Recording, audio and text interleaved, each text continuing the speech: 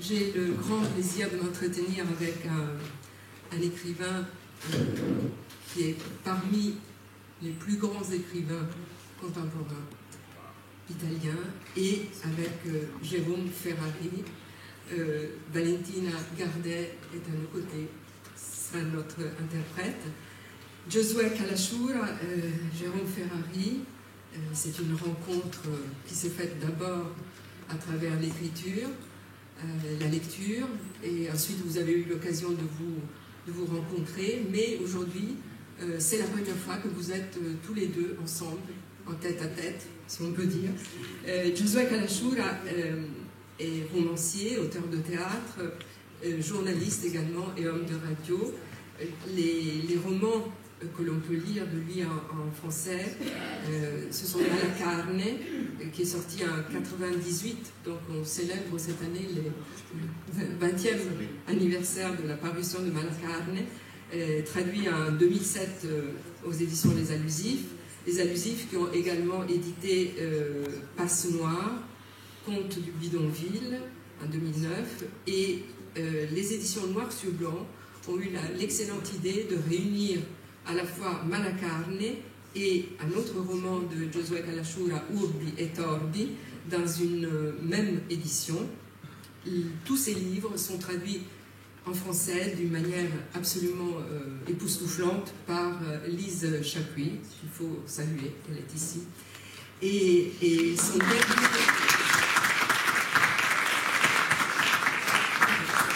le dernier roman de Josué Kalashura s'intitule Borgo Vecchio. Il a été édité chez Sellerio et il est en cours de traduction. Je signale que ce roman a reçu le prix Paolo Volponi pour la littérature et engagement civique. Et donc, à ses côtés, Jérôme Ferrari, romancier, prix Goncourt en 2012 pour Le Sermon sur la chute de Rome. Son dernier livre, sa dernière parution, s'intitule « Il se passe quelque chose » aux éditions Flammarion, et c'est un recueil d'articles, de chroniques qu'il a écrites pendant l'année 2016 pour le quotidien La Croix. Alors, Jérôme Ferrari a fait preuve d'une générosité, je crois, assez rare dans le milieu littéraire, parce que non seulement il a salué la parution de Malacarne comme un chef-d'œuvre, mais il a aussi reconnu une dette vis-à-vis de ce roman, dont il dit, et on l'entendra évidemment sur ce point, ce livre a changé ma manière d'écrire. Alors, l'élément le plus évident, jusqu'à la banalité, mais l'élément le plus évident qui vous réunit, c'est l'insularité, l'île, le fait d'être tous les deux nés dans une île, la Sicile, la Corse, et j'aimerais que vous nous disiez que représente pour vous cette situation d'écrivain d'une périphérie, d'un regard, d'une écriture qui vient d'un pays décentré par rapport au continent. Qui veut commencer? Merci. Merci per le belle parole. Merci pour ces jolis mots. Sì, un siciliano e un corso. La cosa divertente è che la prima traduzione di un mio piccolo lavoro, che era un breve racconto. C'est assez drôle parce que la première traduction d'une de mes premières œuvres, c'était un petit conte. È stata in corso. C'était justement en Corse. Era un racconto su uno sguardo davvero sul crollo di una antica palazzina nel mercato della Mucilia di Palermo. Et c'était justement un petit conte qui racontait la chute c'était au marché de Palerme, d'un immeuble sur le marché de Palerme, sur la place du marché. Mi chiamarono questi ragazzi corsi, non era Jérôme. Et il y a ces Corses qui m'ont appelé, ce n'était pas Jérôme. Perché volevano fare una piccola antologia degli scrittori del Mediterraneo. Parce qu'ils voulaient faire une petite anthologie des écrivains de la Méditerranée. E quindi la mia prima traduzione in assoluto fu il corso. Quindi, Et ça a donc été ma première traduction, ma toute première traduction en corse. e quindi è un circolo delle isole che continua a chiudersi. Et c'est un cercle, un cycle des îles qui finit de se fermer en fait. E forse il gradimento di Jérôme per Malacarne ha un'origine nella sua insularità che si specchia nella mia, E ci il rispecchiamo a possibile. vicenda. Et il est possible que l'appréciation de Jérôme pour mon livre Malacarne réside justement dans cette insularité que nous avons en commun. Perché Malacarne non è un romanzo con trama, Parce que Malacarne n'est pas un roman avec un récit, une intrigue, è un monologo di accumulazioni, c'est un monologue d'accumulation. è un monologo di scrittura, di linguaggio, di lavoro sulla scrittura. C'est un monologue d'écriture, de langage et de travail sur l'écriture. Quando io scrissi questo romanzo, avevo un piccolo ristorante. Quand j'ai écrit ce roman, j'avais un petit restaurant. Avevo lasciato il mio lavoro di giornalista perché il mio giornale era chiuso J'avais quitté mon travail de journaliste parce que mon journal avait fermé. e avevo deciso, appunto, come fanno tutti i giornalisti quando chiude il giornale, di aprire un ristorante. Et donc, comme tous les journalistes, quand leur journal ferme, ils décident d'ouvrir un restaurant. C'est ce que j'avais décidé de faire. Io ho conosciuto Palermo più da poco che da giornalista. Et j'ai davantage connu Palerme en tant que cuisinier plutôt que comme journaliste. Perché ogni mattina ero costretto ad andare nei mercati storici di Palermo, Tous les matins, j'allais dans les marchés historiques de Palerme, in quegli anni che erano la fine degli anni 80 e l'inizio degli 90, in cui la città stava cambiando. au moment où la ville était en train de changer. C'était la fin des années 80, le début des années 90. Perché c'erano guerre di mafia, Il y avait les guerres de la mafia, c'era l'apporto di nuove culture straniere che cominciavano a approdare in Sicilia et il y avait aussi l'apport de nouvelles cultures étrangères qui commençaient à arriver en Sicile. e che nei mercati storici reinventavano insieme ai palermitani una lingua. Et en fait, dans ces marchés siciliens, dans les marchés de Palerme, toute une langue était en train de se réinventer aussi. Io penso che la peculiarità, per ora la chiudiamo qui per non levare spazio anche a Jérôme, penso che la peculiarità di chi scrive da un posto geografico come un'isola Et je pense que l'étrangeté de celui qui écrit d'une île, hein, cet endroit un peu étrange, sia quella di interrogarsi sul proprio linguaggio rispetto agli altri. c'est de s'interroger sur son propre langage par rapport aux autres langages. La situation de la Corse est encore un peu spécifique parce que il n'y a pas simplement l'éloignement géographique, mais il y a effectivement l'éloignement culturel, puisque d'un point de vue culturel et linguistique, la Corse se rattache de manière évidente, et notamment par la langue, à la sphère italique. Et il y a et je pense que Josué, qui parle sicilien, il comprend absolument tout ce que je raconte en Corse, c'est absolument transparent pour lui. Il y a des formes qui sont similaires. Mais la différence, évidemment, aussi, c'est que quand on publie à partir de la Corse et qu'on écrit en français, c'est en France qu'on est publié, c'est pas en Italie. Et pour moi, la plus grande difficulté dont j'avais conscience dès le départ, c'est qu'on subissait a priori une forme de, comment dire, de catalogage qui était sans doute dû à toute une tradition littéraire romantique française du XIXe siècle. Et que faire un texte à partir de la Corse apparaissait, quel que soit le contenu du texte, comme relevant d'une mythologie qui était bien connue, et j'avais assez conscience que c'était au point qu'il était difficile que le texte soit vraiment lu. Je me souviens que la première fois qu'on a parlé d'un de mes romans à la télé, je crois, ils ont mis des polyphonies corses, quoi, par exemple. Et là, c'était un roman dont je cherche encore à savoir quel rapport il avait avec les polyphonies corses. Et en fait, je ne cherche pas, il n'en avait aucun, évidemment. Et la grosse difficulté et l'ambition qu'on avait, parce que j'étais pas seul à écrire, hein, notamment j'ai commencé à écrire exactement en même temps qu'un ami à moi qui s'appelle Marco Biancarelli, qui lui en plus écrivait en Corse, et donc c'est moi qui ai traduit ces premiers textes en français, c'était d'arriver à faire en sorte que nos textes soient lus comme des textes et pas passer au miroir de la grande mythologie romantique qui était particulièrement pénible pour moi, parce que mon village, c'est celui où Mérimée a rencontré Colomba en plus. Donc j'avais quand même un très très lourd passé à apurer. Voilà. Et je crois qu'on a réussi, et en même temps je voulais absolument écrire à partir de la Corse, d'abord parce que c'est l'endroit du monde que je connais le mieux, parce que d'un point de vue fictionnel, la Corse n'a pas que des qualités, mais je pense que d'un point de vue fictionnel c'est un réservoir assez inépuisable, et que cet aspect périphérique, dans un sens, il me plaisait, et que je voulais pas le revendiquer comme quelque chose d'identitaire ou de folklorique, mais comme quelque chose à partir de quoi on pouvait faire un travail vraiment littéraire.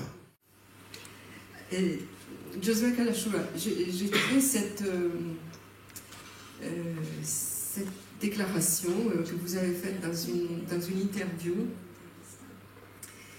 Vous dites, à propos justement du fait d'être né, de vivre, ou du moins d'avoir vécu longtemps à Sicile, vous dites, nous avons des antennes plus sensibles que les autres, car notre regard est habitué à regarder au loin la mer, le temps qui va changer.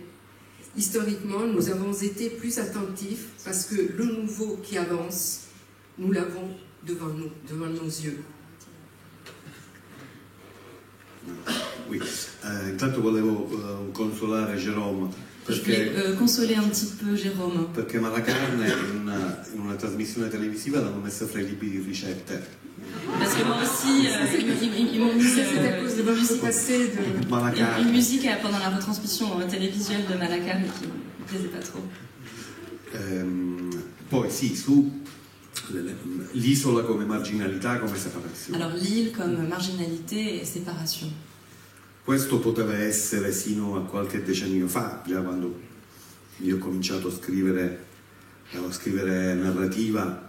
Alors déjà il y a quelques décennies, quand j'ai commencé à écrire du roman, questo luogo comune sulla scrittura dal meridione si era già rotto, incrinato. Ce lieu commun sur l'écriture du Sud était déjà un petit peu galvaudé. In realtà c'era un grande assente nella narrativa isolana. Et il y avait plutôt une sorte de manque d'absence dans le récit insulaire.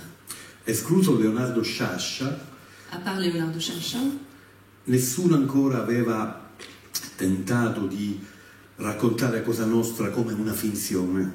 personne n'avait tenté de raconter la Cosa Nostra comme une fiction.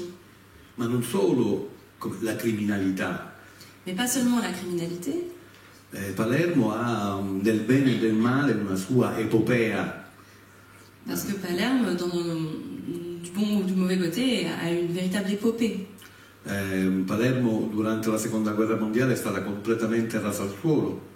Parce qu'elle a été déjà complètement atteinte au moment de la Seconde Guerre mondiale.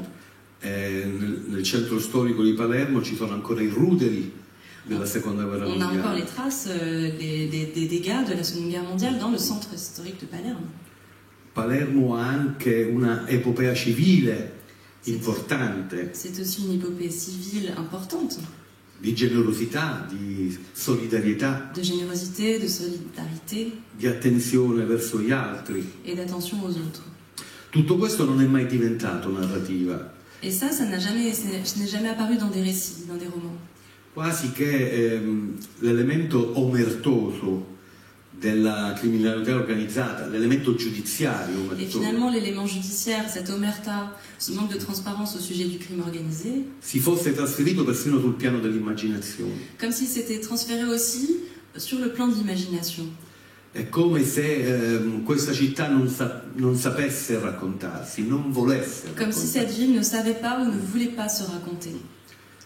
Da alcuni anni, io direi dalle stragi del 92 in poi, Je dirais que depuis les massacres de 92, Falcone, le massacre Borsellino, des juges, Falcone, Borsellino. si è rotto il meccanismo e la città comincia a raccontare. Ce mécanisme s'est enrayé et la ville commence à se raconter.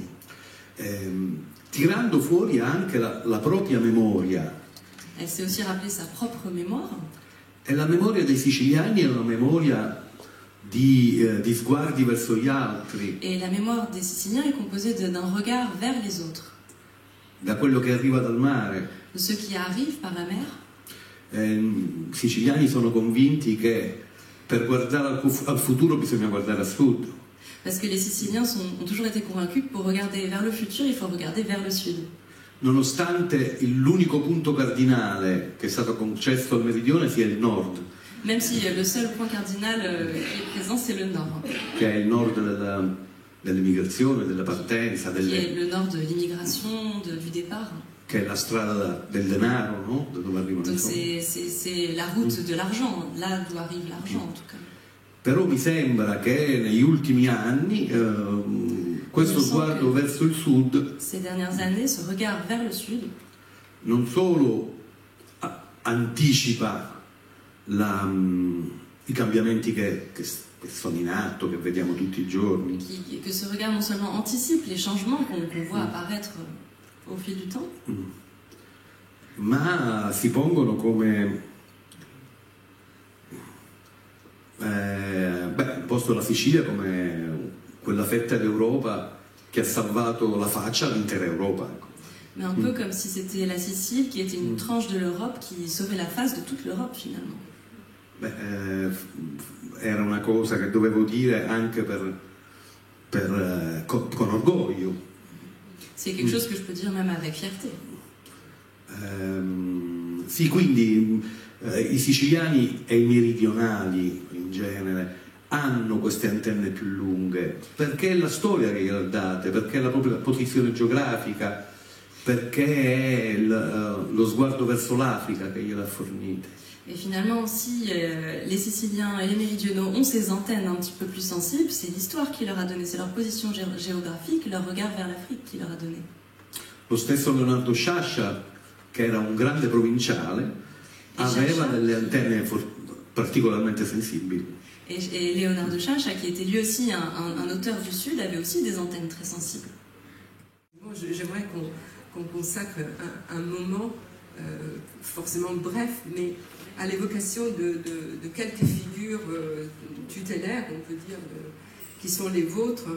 Et Giovanni Verga, pour commencer, à qui on a collé l'étiquette de Zola italien, étiquette évidemment qui a beaucoup contribué au malentendu concernant l'écriture, l'œuvre de Giovanni Verga, qui reste en France assez peu connue, justement parce que si on parle d'un Zola italien, bon, c'est assez réducteur. Et je rappellerai juste quelques titres. I Malavoglia, qui avait inspiré Visconti pour son film La Terra tremble, et puis Mastro Don Gesualdo, les nouvelles, et un écrivain qui met en scène i vinti, les vaincus de l'histoire. Des ouvriers agricoles, des paysans pour la plupart, des individus qui sont broyés par un destin à la fois économique, géographique, politique, de soumission, et donc qui n'ont comme issue au fond que la folie ou la mort. Enfin, je résume très très vite, mais j'aimerais que Josué Calachou nous dise en quoi cette figure est très importante pour...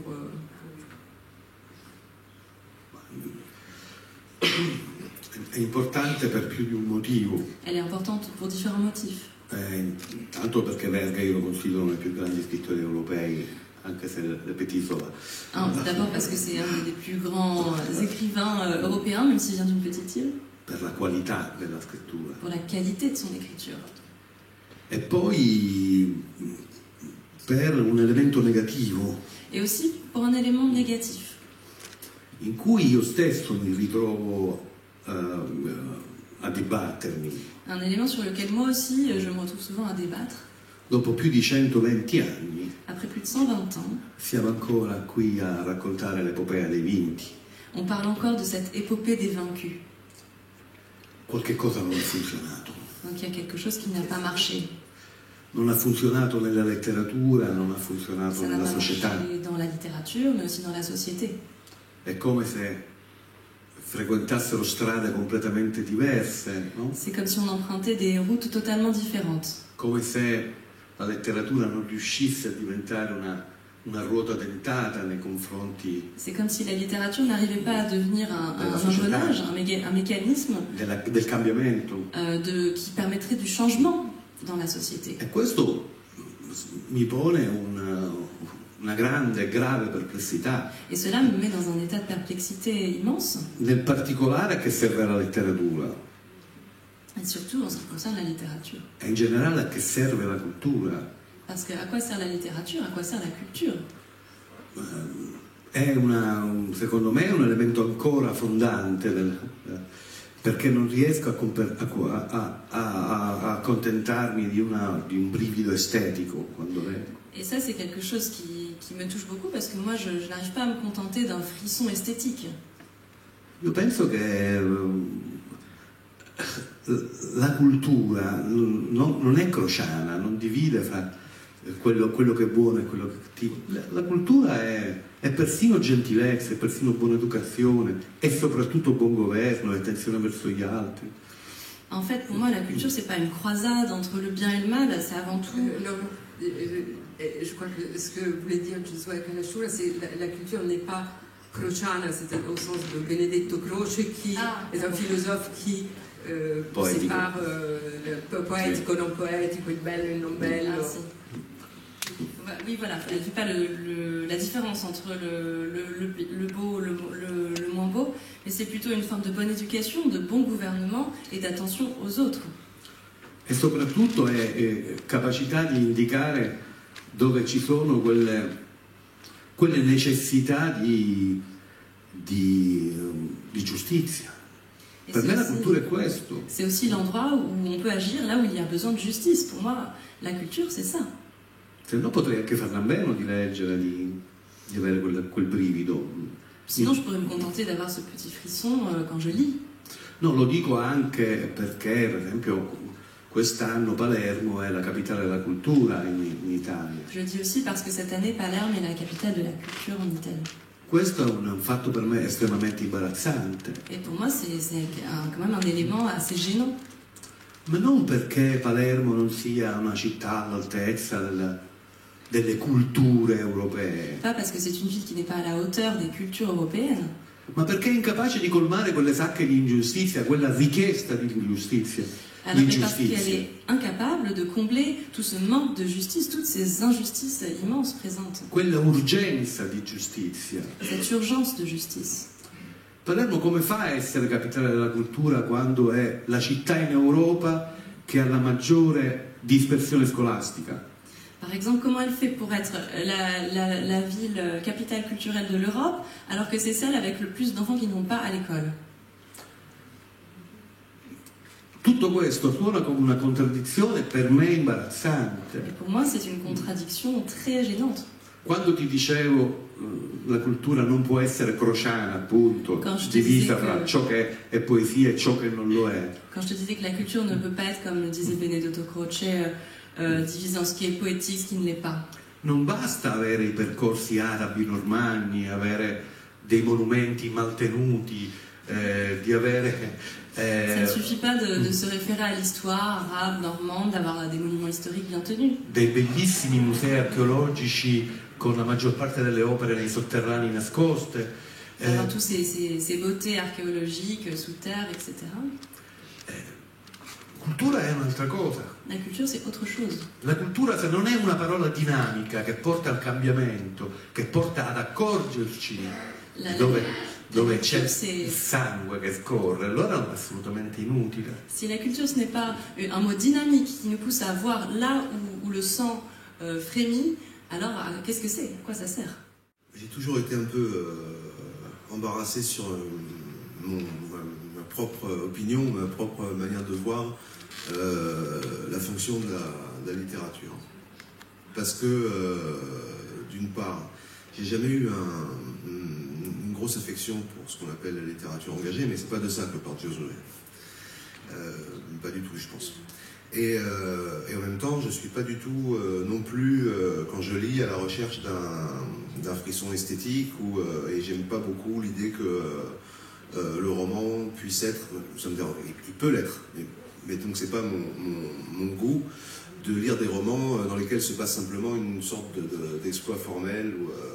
Voilà. Et j'ai toujours pensé que spécialement en littérature, la distinction qu'on fait souvent entre la forme et le fond était vraiment complètement dépourvue de signification.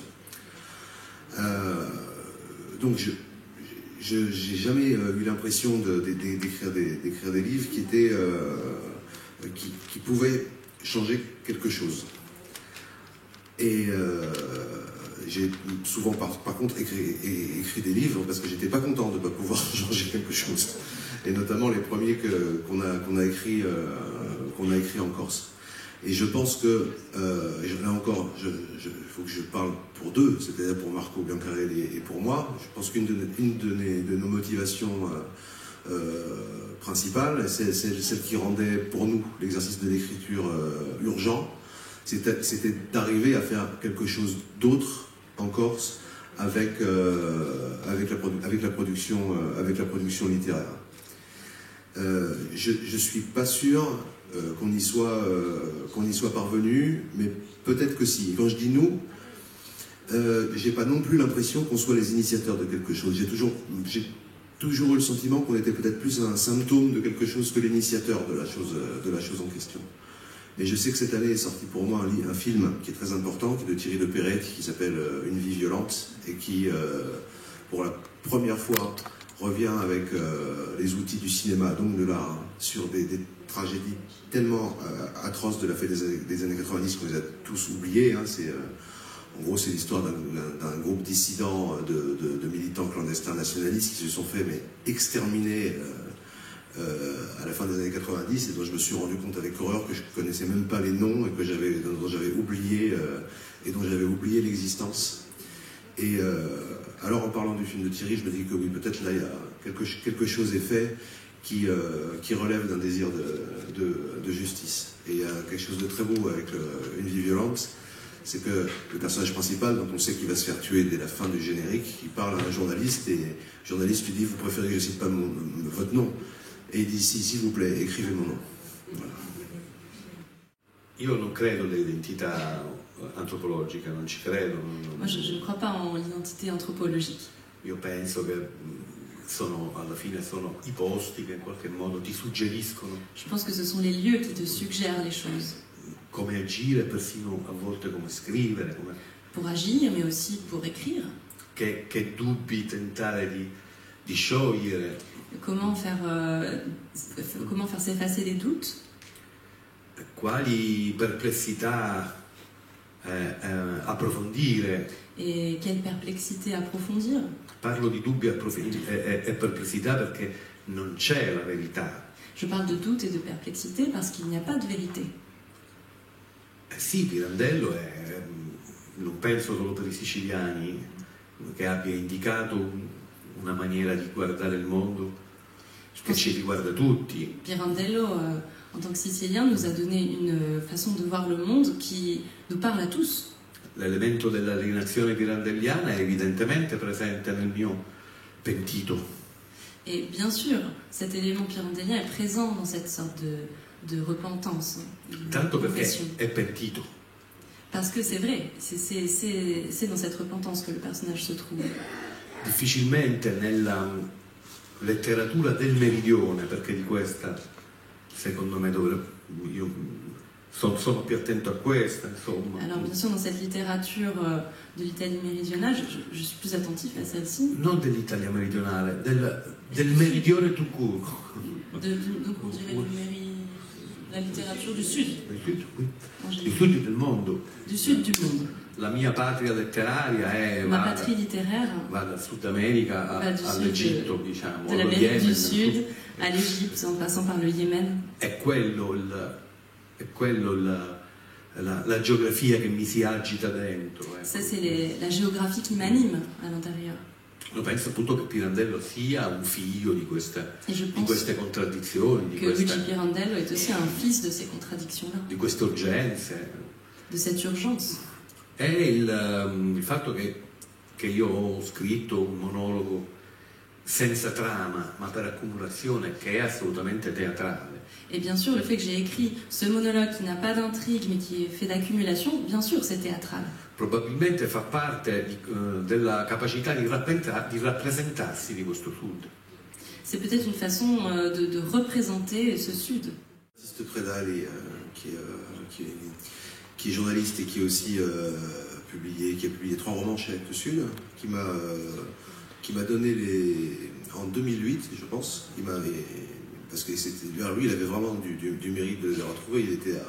Il était vraiment à l'écoute de tout ce qui se faisait, et on avait déjeuné ensemble, et il m'a dit il faut que tu lises ça. Il m'a donné Malacarne et Passe-Noir. Voilà.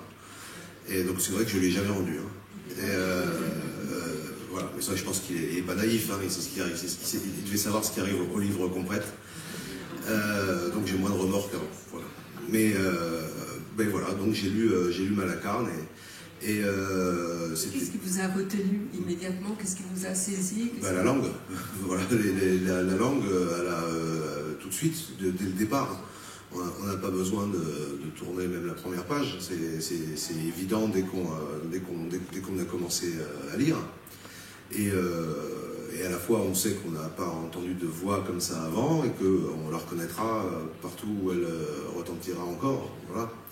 C'était quelque chose d'incroyable. Et puis là où j'étais vraiment impressionné, c'était comment dire ça. J'ai parlé tout à l'heure de l'absence de distinction, sinon abstraite, entre la forme et le fond. Là, on pourrait dire, en voyant la langue de Malacarne et ce dont on parle Malacarne, qu'il y a une distorsion monstrueuse entre le fond et la forme. Bien sûr que non. Et c'est l'autorité de la langue qui fait qu'il n'y a pas cette distinction-là. Je ne sais jamais, moi, comment présenter Malacarne, parce que dire c'est un roman sur la mafia, ça induit des choses, puisque ça dit quelque chose à tout le monde, qui ne sont pas du tout ce qu'on va rencontrer dans le texte. Et à la rigueur, le texte ne cesse la langue du texte ne cesse de mettre des connexions, de jeter des ponts entre des choses qui ne devraient pas se rejoindre. L'extrême beauté poétique de la langue, parfois la vulgarité abyssale du personnage, la beauté des métaphores et l'horreur de ce qui est raconté, mais je pense que ça va se voir bien mieux et bien plus rapidement et directement dès qu'on aura lu le passage. Continuammo a uccidere, ben oltre i nomi della lista, perché si fecero avanti i primi parenti e poi gli amici, e decidemmo di sterminarli tutti, signor giudice, a scanso di vendette postume, i parenti sino al 3° grado e poi tutti gli amici, sino ai semplici conoscenti. Era una tale catena infinita di vite da ammazzare che ci finirono le pallottole delle cartucciere di riserva. E allora tornammo nel nostro scantinato degli oblii sperimentando alchimie di morte atroce. Nous les mettions en rang, avec chacun un numéro de la tombola, et pendant que vous les tenez, moi je les égorge avec ces mains-là, selon le tirage au sort. Toi ensuite, tu les jettes dans les bidons d'acide chlorhydrique, qui a une action si destructrice sur les corps humains qu'il suffit de quelques secondes, le temps d'étrangler le suivant, et ça y est, l'autre est bel et bien liquéfié, et il n'en reste rien de rien, monsieur le juge. Nous avions mis en branle une telle usine de morts sans cadavre que ça nous horrifiait nous-mêmes, tellement le service était précis et de bonne qualité. Alors, pour rendre encore plus rapide et pratique la nécessité de l'élimination, nous eûmes l'idée de simplifier la chaîne de montage en sautant la phase de la strangulation et en les jetant vivants dans l'acide chlorhydrique, qui liquéfiait même leur pleurnicherie de moribonds implorant la pitié. Quand l'action corrosive s'atténuait à cause de l'ampleur de l'extermination, leur buste restait à flotter en surface dans un gargouillis de mort lente, grignoté par l'acide à partir des membres, les poils disparus désormais, si bien qu'ils ressemblaient à des nouveau-nés, et on les consolait en leur disant que c'était de mauvais augure de naître le jour de Noël.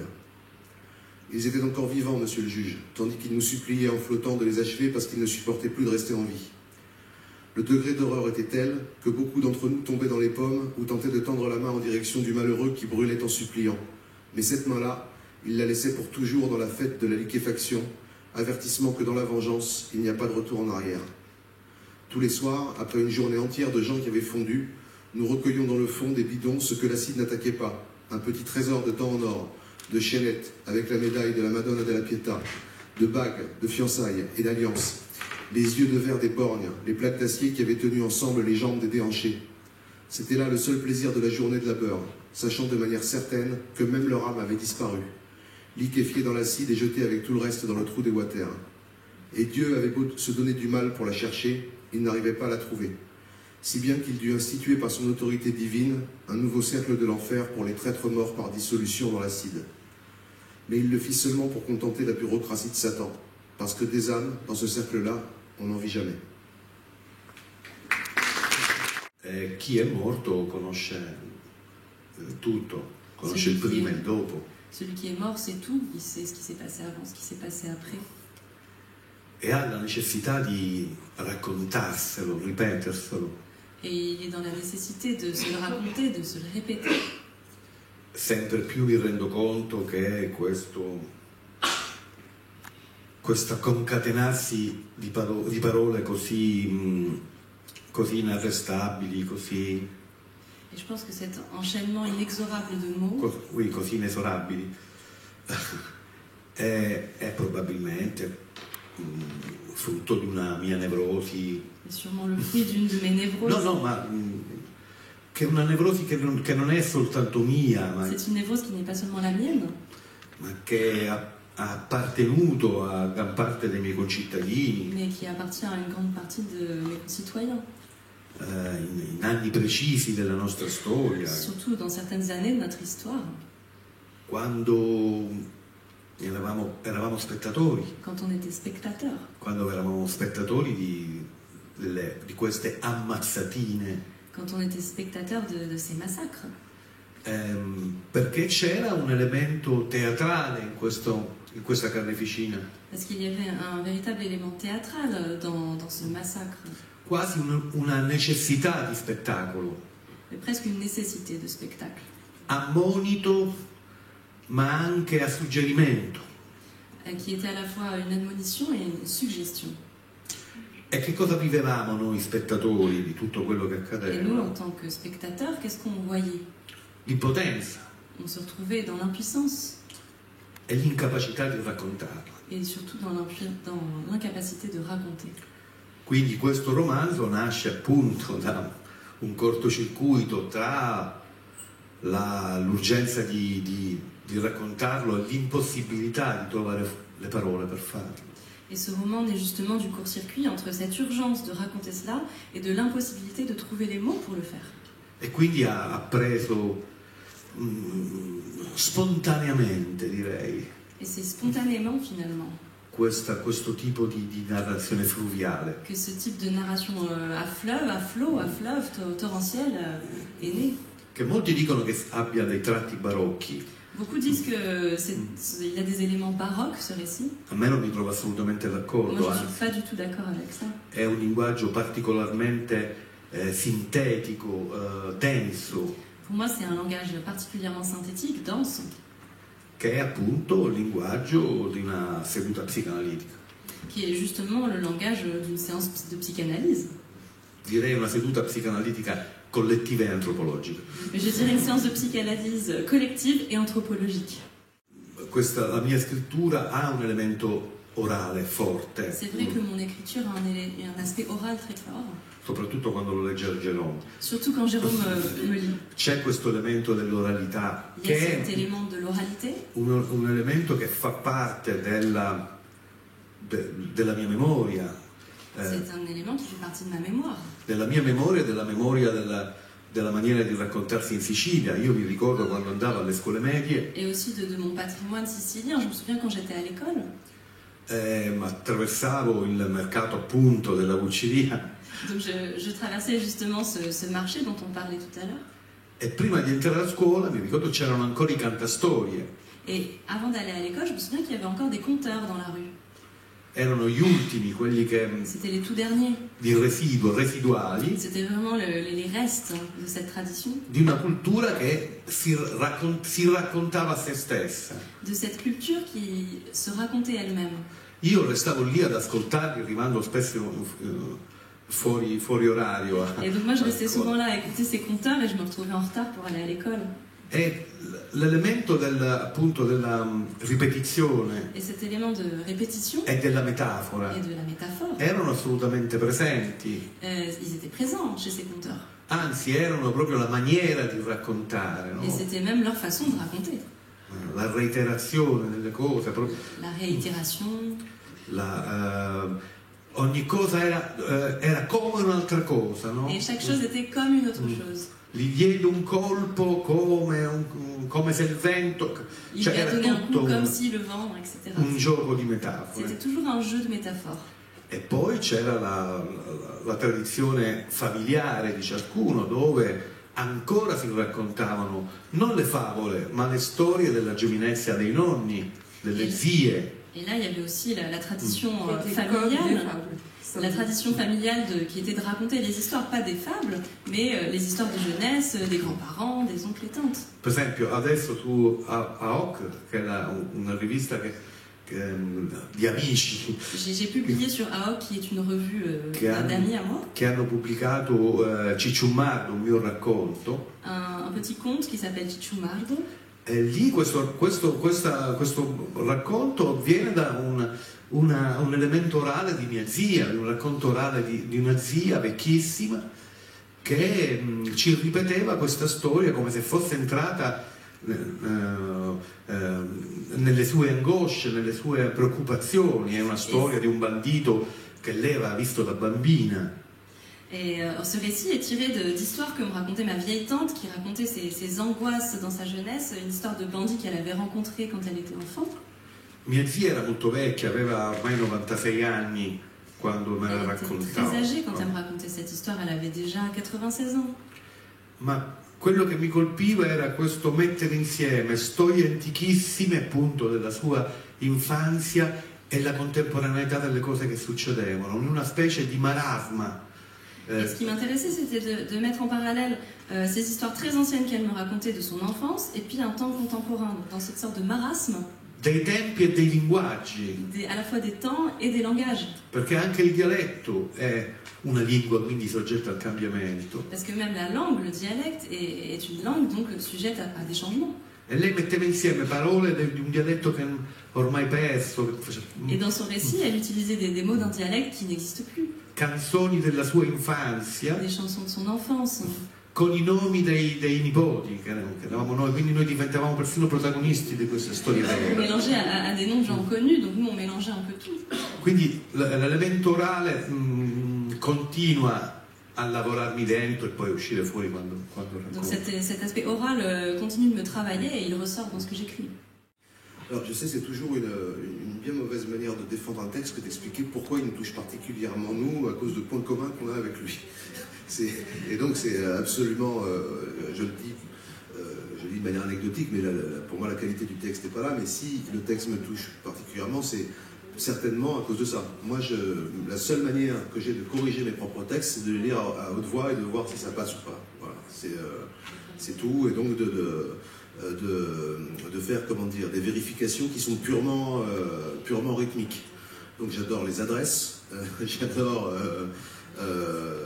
les procédés itératifs, donc j'étais vraiment servi. Mais oui, j'ai laissé mon âme était comme ça. L'adresse et le monologue. Était comme ça aussi. Et il me semble, bon, j'ai une expérience personnelle assez similaire avec les histoires familiales ou les anecdotes historiques racontées comme des fables extraordinaires. J'en ai utilisé plusieurs fois dans mes romans, mais pour répondre spécifiquement sur la métaphore, si on peut prendre dans un sens large, hein, c'est-à-dire tout déplacement par rapport à la réalité, et on peut se demander qu'est-ce que ça a de plus qu'une forme d'effectivité esthétique, une métaphore. À quoi ça sert d'autre qu'à faire joli? Parce que si ça sert à faire joli, ça ne sert pas à grand-chose. Voilà. Il m'a toujours semblé que à un moment, pour décrire un certain type de réalité ou en faire saisir l'essence, on ne pouvait le faire qu'en faisant un pas de côté, justement, que permet la métaphore. Et même... Qui d'ailleurs littéralement... Oui, déplacement, qui est porté à côté. Oui. et que ce pas de côté même vers une forme d'irréalité faisait apparaître quelque chose d'essentiel qu'on ne voit pas si on fait un récit plus plat. Bon, je pense que le passage que j'ai lu de Malacarne, c'est exactement ça. Il n'est absolument pas réaliste, le passage. On ne se dissout pas dans l'acide en 30 secondes. Alors, il est vrai, parce que c'était effectivement apparemment une méthode de disparition des corps qui a été utilisée, mais il est pas du tout, c'est pas du tout un passage réaliste. Il est horrifique parce qu'il est pas réaliste, et il finit sur quelque chose qui, moi, me touche énormément et qui est une métaphore magnifique. C'est sur la dissolution des âmes. Hein, comme si dans le bidon, à la fin, il ne reste plus que des choses minérales. Mais tout ce qui est chair a disparu, et pire, c'est l'âme même qui a disparu et que Dieu lui-même n'arrive pas à trouver. Et bien ça, ce degré d'anéantissement-là, je ne vois pas comment on peut le dire autrement que par la métaphore.